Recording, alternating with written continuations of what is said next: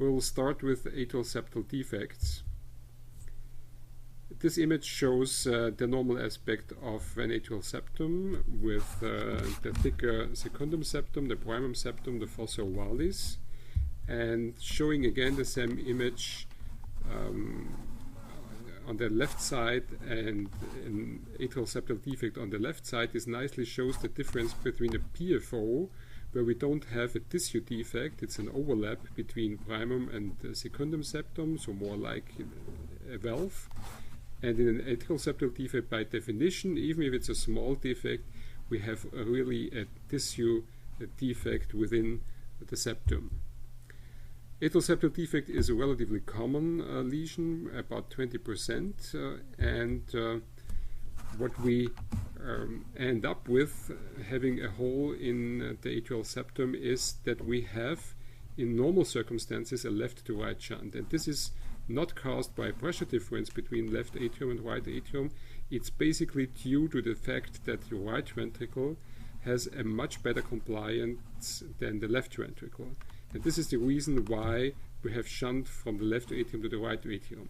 If we have reduced compliance of the right ventricle, for example, because we have in addition pulmonary stenosis and right ventricular hypertrophy, this reduction in right ventricular compliance will cause a reduction in left to right shunt, and may even cause right to left shunt if we have severe hypertension in the right ventricle. Any other additional lesion changing the pressures in the left and the right atrium again will change the flow. For example, a mitral stenosis will increase left atrial pressure and will therefore increase left to right shunt.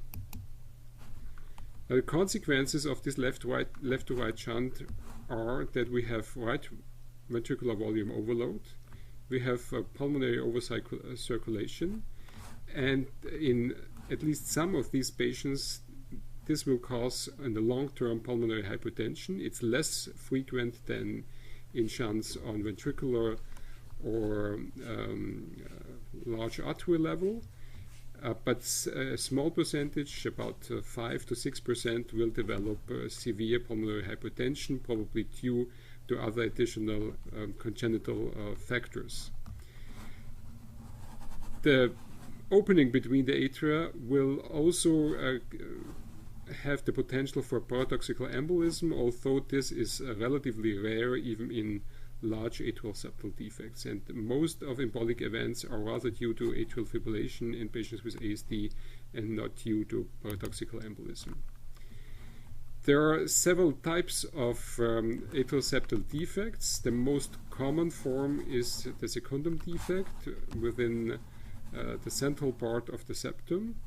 The primum defect is actually a more complicated and complex valvular heart disease. It's an endocardial cushion defect and always also involves the AV valves. It's in proximity to the AV valves, this defect. And sinus venosus defect is actually not really in the septum. It's up close to the entrance of the superior vena cava. This is the most common form and called the superior sinus venous defect. There's also much less common an inferior type of sinus venosus defect. And the rarest form of atrial septal communication is the coronary sinus defect or unroofed coronary sinus.